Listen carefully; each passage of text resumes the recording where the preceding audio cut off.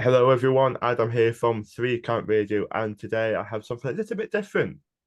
I have one of the two big men from For the Love of Wrestling. It's James, my friend. How you doing? What's up, Adam? Welcome. Hi, buddy. How are you? Oh, I'm fantastic, absolutely fantastic, my friend. Good, good, good. What have we been up to? I did ask you that before, but yeah, what have we been up to? Oh man, we're all just full steam ahead for this year's convention year. So obviously, I Mm. mean, obviously, I'm sure your guys will be familiar with Full Love Wrestling, but Monopoly Events operates sort of 14 to 16 of the biggest conventions, in Europe. Sort of two in Scotland, two in Liverpool, Wales, Northern Ireland. We're doing our first Northeast show this year, Manchester. And then obviously we've got the more niche, what I say more niche, more specialised ones like For Love of MMA, For Love of Horror, For Love of Sci-Fi, and obviously For Love of Wrestling, which is making its way back to Manchester this year after being in Liverpool for the last previous shows. And yeah, busy, busy, Busy, busy. very, very, very busy. We've got our get a nice plug in early. So we've got our first show next month, which is in Aberdeen, and we're looking forward to that over the course of the weekend. In March, let me remember my dates. So that's going to be March the 18th and 19th. I mentioned it on this particular podcast because we've got none other than the legendary Hacksaw Jim Duggan joining us up there in Aberdeen. So bring your two by Oh, fours. Oh, indeed. He's not been well over the last couple of years, so we're absolutely mm. delighted that he's able to come and make the show. We had him on our first wrestling event, and he actually wrestled on our first wrestling event for Future Shock, Yeah. which is insane when you think of so where he's in his where he is now. But so he's going to be coming up to Aberdeen. We can't wait. Hacksaw is such a wonderful guy, and he's going to make the show amazing. So yeah, Comic Con Scotland North East, Aberdeen. Get yourself there. Yes, I've heard Hacksaw Jim Duggan is a wonderful guy. I have heard that. Yeah. Um, since 2017, Future Shock was my first ever indie event. Right, It's right. not. Yeah, yeah. Future Shock are a really, really great team. We know a lot of Mhm. the guys there, Sam and Chris Brooker, are obviously people who tune into our live shows will know Chris pops up. He's a great friend of great friend of the show. So yeah, they've got a great team down there. Yeah, And again, that links in nicely to our to our show this year. We will have a Future Shock live wrestling show as part of our Saturday night after party, which is going to be amazing in the new venue as well. beautiful stuff. Absolutely beautiful stuff. It's yeah. I'm personally very close with. I know quite a few of the people down at Future Shock. I've Great guys, great guys. actually trained there a bit myself. Actually, uh, yeah, they're great people. Chris Brooker's a really great guy. Sam's a great guy. Yeah. So yeah, I can only imagine that would be absolutely brilliant. They've put a live show on a live wrestling show on our last two events, obviously 2019, and then obviously with all the COVID Mhm. unfortunate events, and then obviously last year as well. And I'm pleased to confirm that we will be having the Full Love Wrestling battle, the Full Love Wrestling Royal Rumble Invitational again this year, which has been a huge hit with fans. And you never know. As with the last 2 years, you never know which one of our guests may or may not show up as part of the wrestling show. Keep your eyes peeled. I have noticed a few. I have noticed a few, yeah. Um, for those for those watching who possibly may not know or may not have been to an event, because you started in, from what I've seen, started in April of 2019, am I correct? Yeah, For that's the right. wrestling? Yeah, so it sort of grew out of one of the other Comic Cons, to be honest with you. So Mm. obviously, when Andy, who's the boss of Monopoly, he puts on his Comic Cons. He likes to, rather than it just being Comic Con guests, he likes to sort of get guests from everywhere. Yeah. And obviously, because of that, I mean, it's not just TV stars or just comic book guys. He tries to get a little bit of everything in. And through that, he ended up booking a couple of wrestling guests for his events. I think it's funnily enough two guests that we've not had on our event yet, which was Edge and also Gail Kim. Did Liverpool back in 2017 or 2018, I think.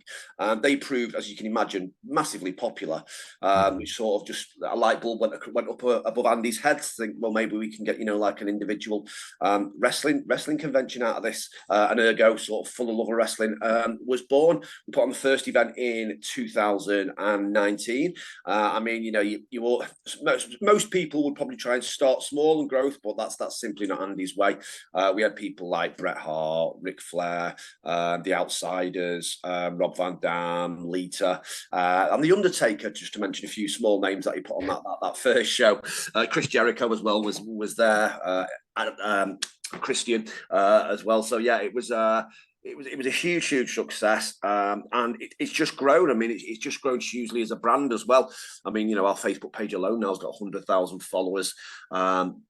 And people just seem to have really taken for it. And I think it's not just the UK. We get people coming from all over Europe. I mean, fans from France, Italy, Czechoslovakia, Sweden, all those people. Germany obviously got a huge wrestling fan base as well. So they come from all over Europe, and sort of I think European fans have really taken to it. And I think just when you speak to them, I think European fans, and especially the UK fans, they're just really proud to have a wrestling convention that they can call their own, and people have really grown with it. We try and engage with people as much as possible, so it feels like their event.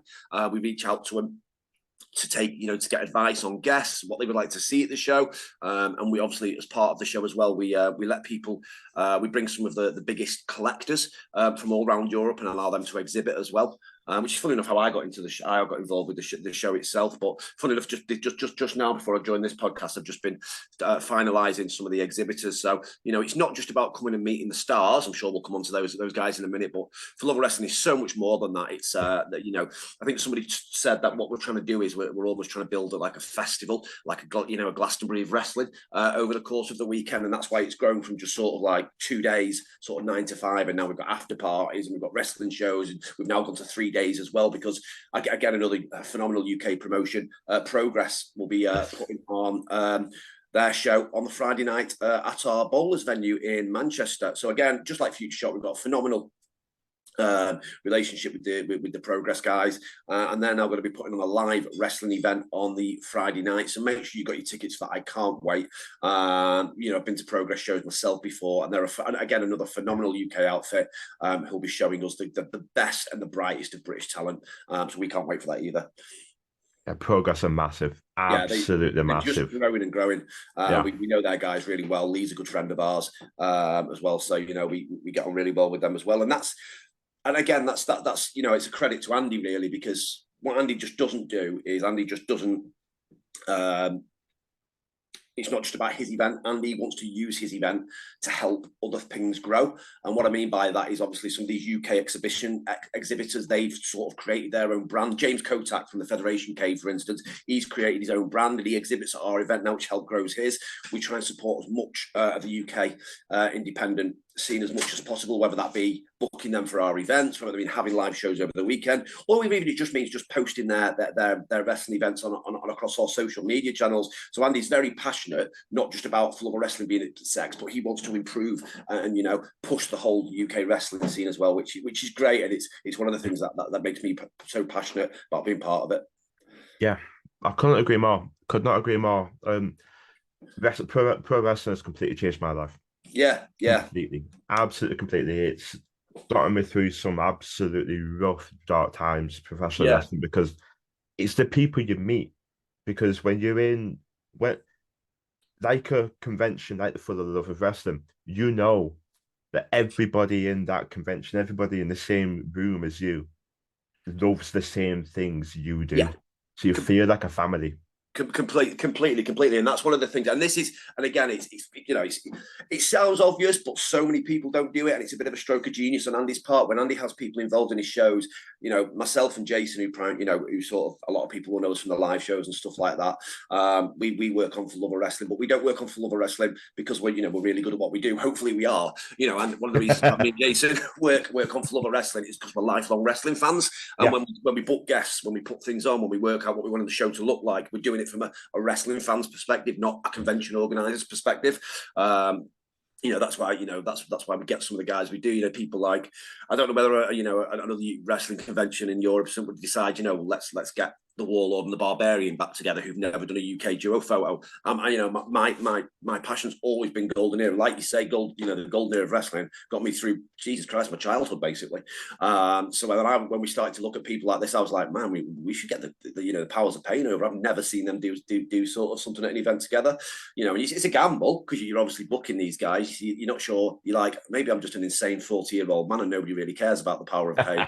But then we announced them and people were like, holy shit, this is amazing.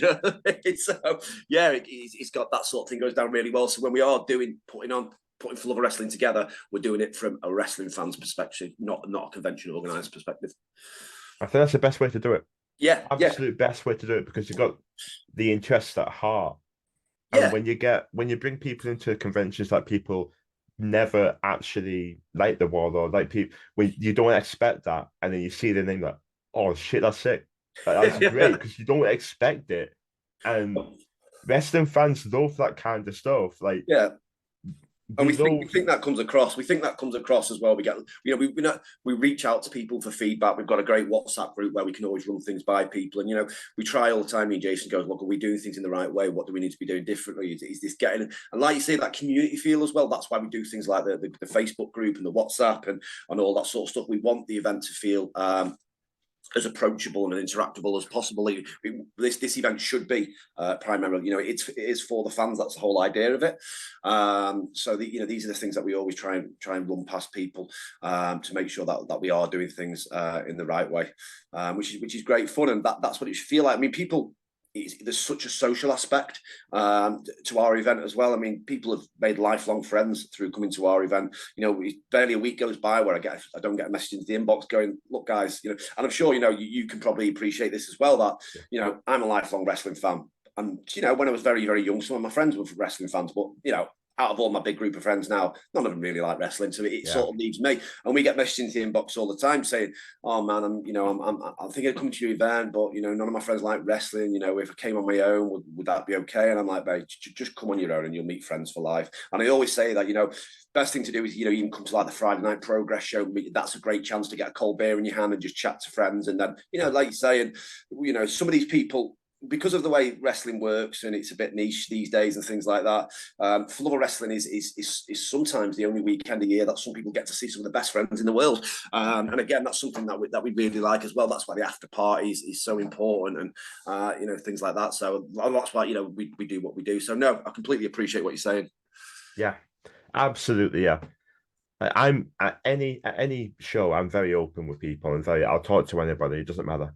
I the best thing, I'll always say this, I've said this a plethora of times, I'll always say it. The best thing for me at a wrestling show is seeing someone who's there for the first time and they love it and they go and get tickets for the next show because that's somebody else now Yeah, yeah. I who's mean, hooked. And I love that. and people might, just we try to make sure people aren't queuing for a long time, but generally just queuing for guests. That's where people will start chatting to each other, and you see, Yeah. so we've had couples get together, coming to our events and meeting in the queues and stuff like that. It's such a cool, you find out about stuff like that, and wrestling does that, and I mean, it will make absolutely no sense to perhaps somebody who isn't a wrestling fan, but people who are into wrestling, it does have a phenomenal effect on your life, and it does sort of overtake it to a certain degree. I remember a really great quote that stuck with me from Mick Foley. I say a great quote, I'll probably be able to paraphrase it now. He said, Mick Foley once said, I think it was, for non-wrestling fans, no excuse or reason is ever good enough. For wrestling fans, no excuse or reason is ever needed. And I just thought that was absolutely perfect way to describe it. That's so true. Yeah. That's so true. There's honestly something out there for everyone. Yeah. I went to TWA in Darwin recently, and they have an invisible horse, and it's ridiculous in the absolute best way. I was Yeah. bawling my eyes. I was crying, laughing because when you don't take it too seriously, you've got your fans. Yeah, yeah, You've got them. When you don't take things too seriously, you know how to cater to your audience. yeah, and It's beautiful. that's exactly it. Wrestling should always be fun. It should always be an Yeah, escapism. If you're spending all day online arguing with people about wrestling, if wrestling is getting you stressed out, you need to go. You need to go and find something else. You need to take a break. You need to go and get some fresh air. Wrestling should be, life's hard enough as it is. Wrestling should always be that fun thing that gets you away from all of that stuff. You know what I mean? exactly, exactly. If you're working a 9 to 5 and on the weekend you know you've got a show to go to, and it just gets you away and it revitalizes you, and then you can face the rest of the week. Exactly, It's exactly. it's how I say it anyway. It's revitalized my mum as well. My mum is very closed off, very closed off. She's a different person at wrestling shows altogether, completely different. It's made her life completely different. And as her son, that's beautiful to see for me. Yeah, of course, of course. Amazing to see. I love that. It's little things with wrestling that I just can't. It's very difficult to, as you said just now, it's very difficult to explain to someone who doesn't watch it. It's very Yeah, difficult. exactly. Yeah, yeah. But yeah, I love it. Absolutely love it. Um, uh, what's the if this is I'm trying to think of how to word it. If it's too much, don't worry, tell me. But what's the process of getting of contacting such high profile names like just the Undertaker, just yeah, Well, just that yeah, guy. yeah. I mean, you'd be amazed. Obviously, in sort of, well, a lot of them have agents, just like anybody else in, Oh well, yeah, movie stars, TV stars. Though we've got, we've also got that. I mean, we obviously have a lot of these days. We've got a lot of contacts in the industry. I'm an absolute nuisance for seeking and contacting wrestlers. I mean, I really go to town. If there's a wrestler I can't find, I sort of get my Sherlock Holmes hat on, and I will find a way of contacting them. I mean, I've got a few people, like Paul Roma, for instance. I mean, Paul Roma generally doesn't do that many shows. He's not somebody you see pop up on TV, or he doesn't get that much publicity or anything anymore. I think he's got sort of like a day job these days.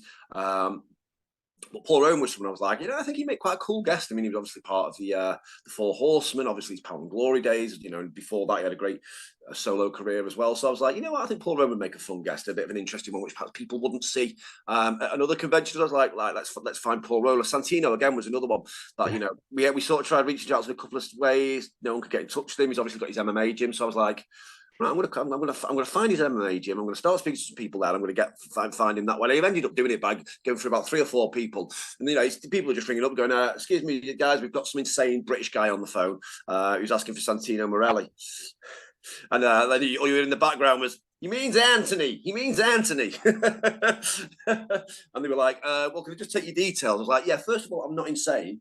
Just to be clear with you, I was like, I'm trying to give him a booking. So if you could, so that sort of thing. So I love reaching out and finding that. There's a few other people that I'm playing that game with at the moment that hopefully we can get on either. We can probably get on next year's show, but got me that perhaps we've not seen in the UK before, or seen very rarely. So yeah, and that's what we're always trying to do as well. We're already looking forward to next year's show, and we've already got a couple of guests lined up for next year's show. So people have not just got this year to look forward to; they've got next year as well. That's incredible. That's absolutely incredible. I'm terrible. I'm the opposite of you. I've gotten a bit more used to it now. Having a podcast for over 2 years, you get used to reaching out and messaging people. But I've no matter what, I've always been awful at asking anything. I asked a friend, a good, really, really good friend of mine the other day about possibly dyeing my hair or something like that, and I felt awful asking. Just and that guy, hey, for me personally, that would be very nerve-wracking for me. We're very lucky now because our wrestlers.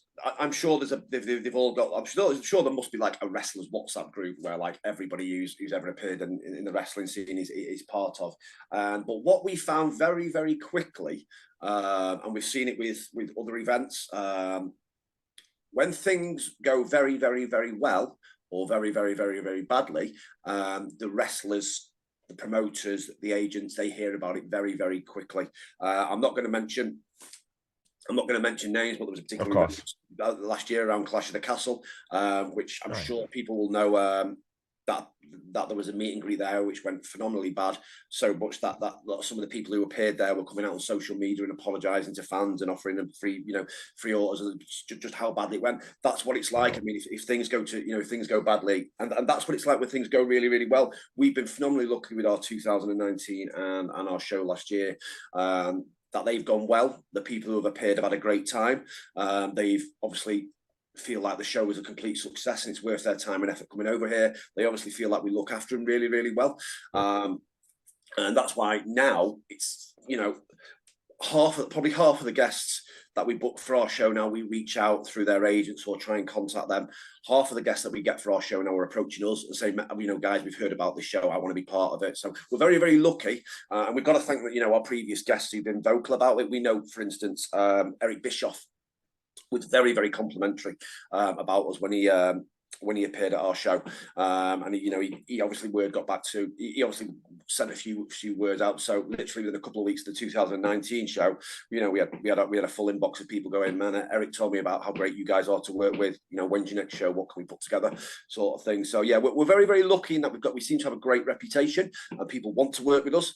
I mean, if you just look at some of the names on our second show, like, you know, your MJF, your Bray Wyatt, your Trish Stratus, your Mickie James, your Torrie Wilson, you know, and people like Sting. I mean, and people like that. I mean, you know, when those sort of people want to do your show and are so passionate about it that, you know, they put things across their own social media and things like that, you know, that tells us that we're doing the right thing. And again, that we're always trying to learn, we're always trying to improve, and that's the sort of thing that tells us actually, you know, we're onto something here.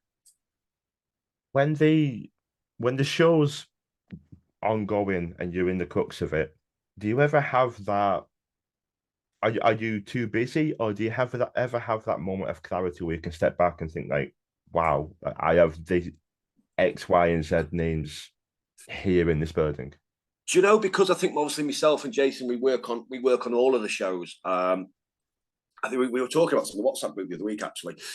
We sort of, when you first get involved in it, yeah, you certainly have that, oh my God moment. What the hell have I got myself into here? But then obviously when we're working with such an amazing team, and obviously Andy's the boss, and he's so great to work with and so passionate about it. And it's probably Andy's passion that trickles down. You know, we see what Andy's doing and we want to replicate that because it's such a great company to work for. It's so much fun. And yeah, it is ridiculously hard work. But, you know, when you see something, when you're able to pull off something like a FTLOW Wrestling or a Comic Con Liverpool, which is, you know, nigh on 70,000 people or something over the weekend come to that particular event, you know, it just feels. But yeah, it was really, really crazy, actually. I got to the Monday morning of FTLOW Wrestling last year, and I can't remember who it was. I think it was Earl Hebner or someone I'd just seen off in a taxi.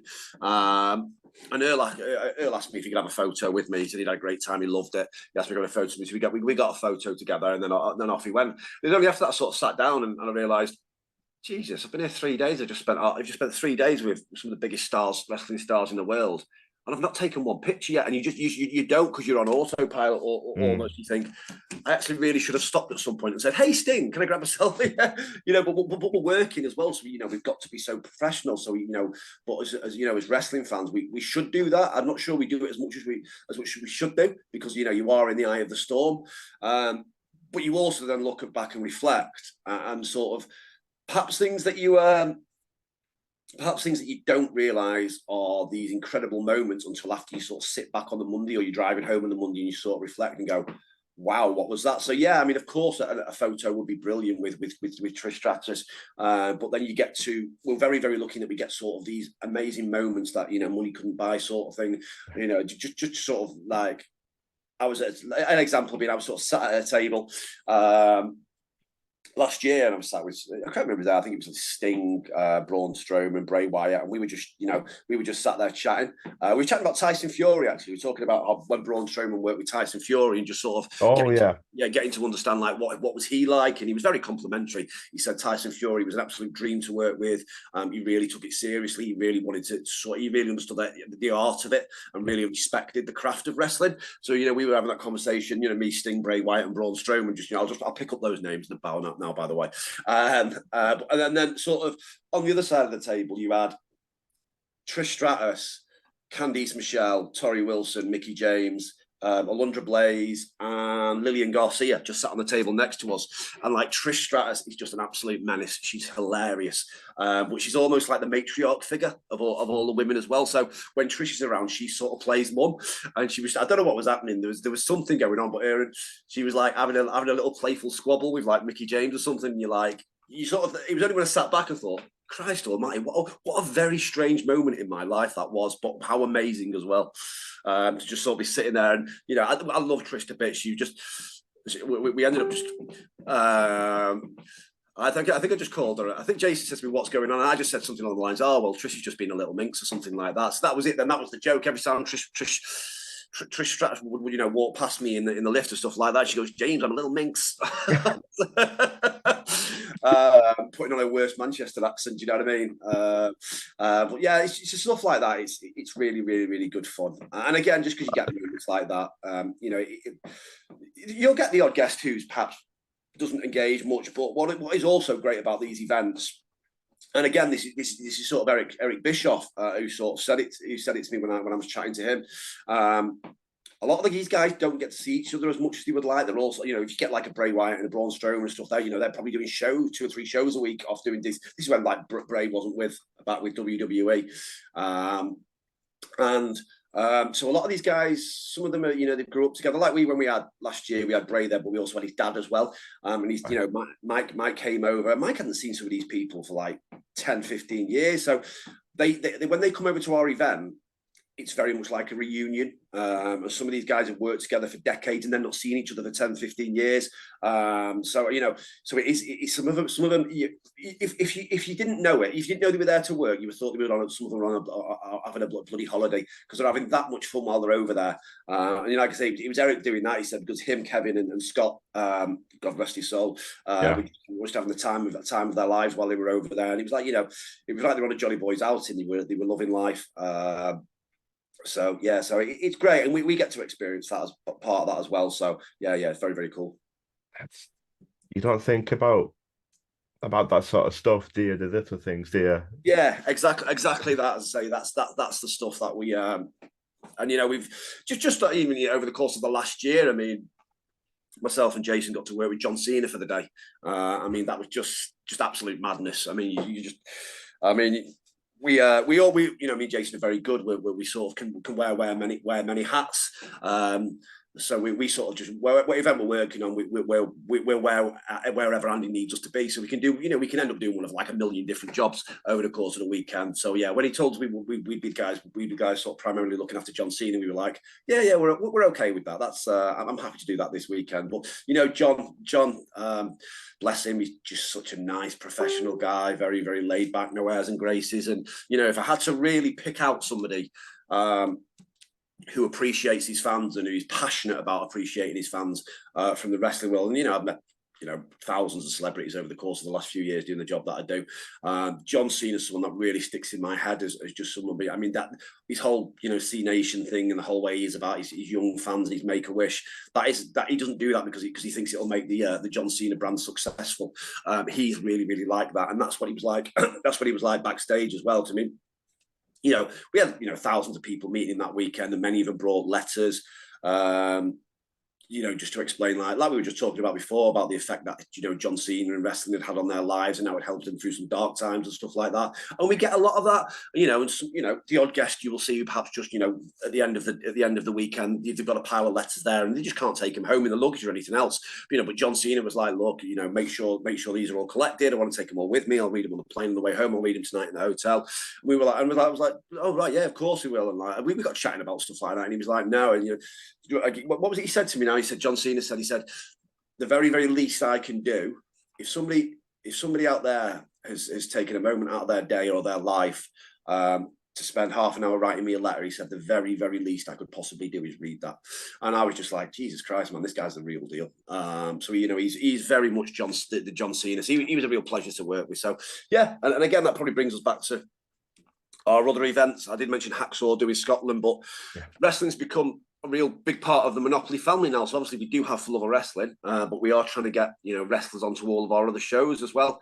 Hacksaw being a perfect example. We also have live wrestling now at the convention. So if you are coming to Aberdeen, for instance, we're not going to have Hacksaw there. We're going to have live wrestling over the course of the weekend as well as part of the show, and all that's included within your entry ticket.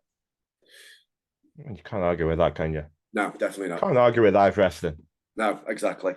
It bothers me though, because normally we have the live wrestling like in Aberdeen. I think it was in Edinburgh. We had the live wrestling in like the middle building, so we had like but we had the two big guests like Hugh McGregor and Anthony Daniels. We had them in building 1 and building 3. So I was constantly going back and forth between the two big guests. And the amount of times I got distracted by walking through building 2, and there was just live wrestling going on. I had to give myself a clip around the air a couple of times to go, "You're here working, can you please just crack on?"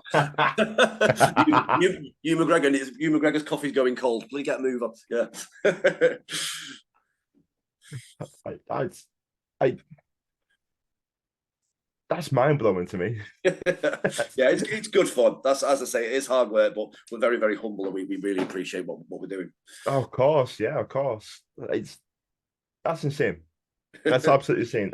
What you're saying about Cena doesn't surprise me at all. No. It's very transparent. Yeah, with it all. It does. It doesn't surprise anybody. It shouldn't surprise anybody anyway. Just how humble and wonderful a person he truly is, because he is. Yeah. He is. He's a great guy. Polarizing with the fans, of course, with his big WWE title running everything. Certain fans, when he's back live, still a bit there, but as a person, you can't deny just how wonderful he is. You never hear a bad thing said about him by people who's worked no, exactly. with him. Exactly. He's a great guy. Can't argue with it. You have, when I was doing my research, I saw you had Q&As as well. Yeah, so I mean, so this is what I mean about FTLOW Wrestling being much more than just a wrestling convention. I've attended wrestling conventions all over the world. I've been a huge fan for sort of like nearly 40 years now. And one of the things I really like about FTLOW Wrestling is to say it's more than just a wrestling convention. I go to wrestling conventions in the States, and they are very much arrive, queue up, meet person, take a picture, move. Right, and then you do that as many times as you need to, and then you go home. And that's great. If that works for them, absolutely fine. It works really well for me when I go to WrestleMania, because I do that at WrestleCon. And I can get around like 30, 40 people in a day if I need to.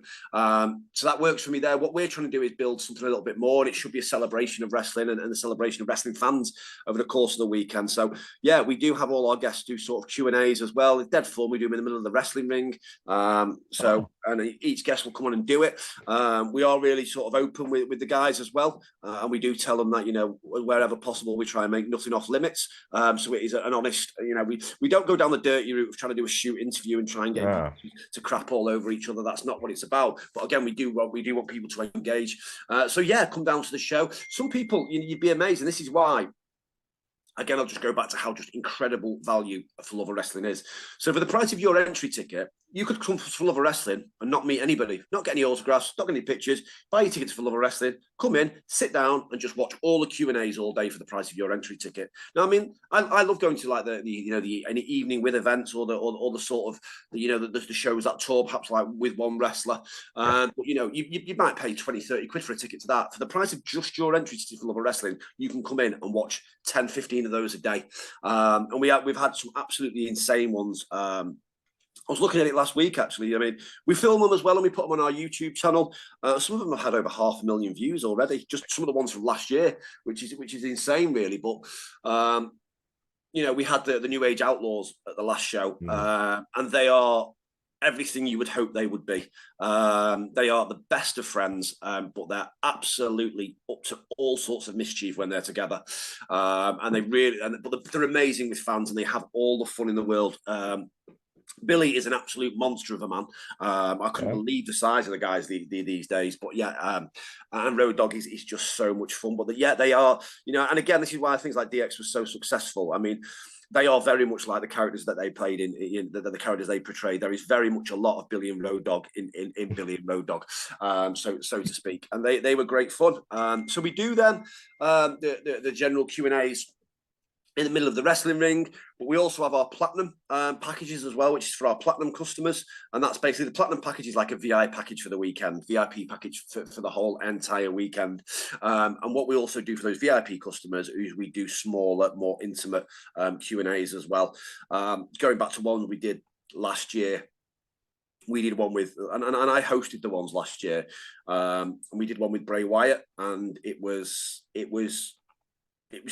spine tingling. I mean, Bray just sort of said to me before, he was like, "Look, let's not let's not go down the route of talking about what my favourite match in WWE is. Let's not talk about who's great to work with. He said, because I just answered all those questions in my general Q&A. He was like, let's really talk about it. And this was when Bray came and joined us, when he was obviously in a bit of a dark, not I won't say a dark space. Obviously, he was in that period where he'd left WWE. He was trying to work out what his next move of.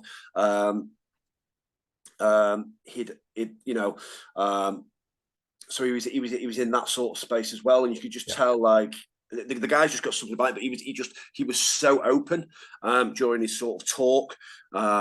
And he was just, some of the people, I think a couple of people in there ended up in tears just because of how open he was and honest he was about what he was going through. And, and again, you just sort of sit there and you're going, how the hell did I end up here just witnessing this?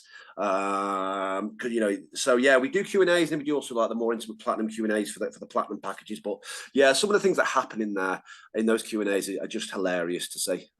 So yeah, come to For Love of Wrestling, and as well as meeting all the amazing stars, and just to give you an idea of who we've got this year, we've obviously got, drop some names here. We've got Goldberg, we've got The Big Show, we've got Booker T and his wife Sharmell, we've got Kevin Nash, Diamond Dallas Page, Adam Cole, Britt Baker, Ruby Soho, Santino, and then we've got absolutely, a tag team dream lineup this year. We've got the Dudley Boys, we've got FTR, we've got Demolition, we've got the Powers of Pain, we've got Britt Baker and Jamie Hayter, who've recently formed a tag team. So, there's something for everyone as well. So as mentioned there, there's Golden Era guests, there's Attitude Era guests, and there's right up to the the modern guests, your Jamie Hayter, Ruby Soho, Adam Cole, Jungle Boy, all those sorts of people as well. So please come to For Love of Wrestling. It's an absolute dream for any wrestling fan.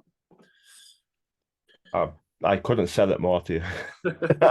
I couldn't sell it more, mate. I was looking through the list of people coming to this convention, and because I'm a WWE guy, yeah, personally, and but there's one person that stuck out to me is Ruby.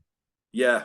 I absolutely love Ruby. Absolutely love her. I think she's genuinely phenomenal. I think they could have used her a lot more, utilized her a lot more in WWE personally. That's me, but it is what it is. Yeah, I mean, you sort of Ruby Soho, or perhaps even a Mox. I mean, something like WWE, I imagine, is seen by many people as the promised land. Some people just fit AEW better, and I think someone like Moxley just seems to be doing the best work of his career. AEW works for him better.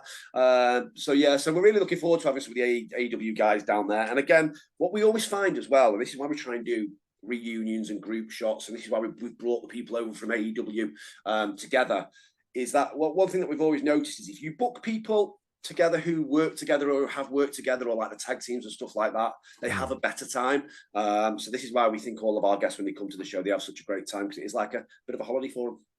Yeah, that's how it should feel as well. Yeah, like they'll be traveling over from the States to England as well, so it'll be an experience for them too. Yeah, definitely. If it's made an experience for the wrestlers, and they enjoy it, and if they enjoy it, the fans enjoy it, and it's better for everyone. Exactly that. I mean, when you see someone like, the New Age Outlaws, how much of an absolute riot that they were having.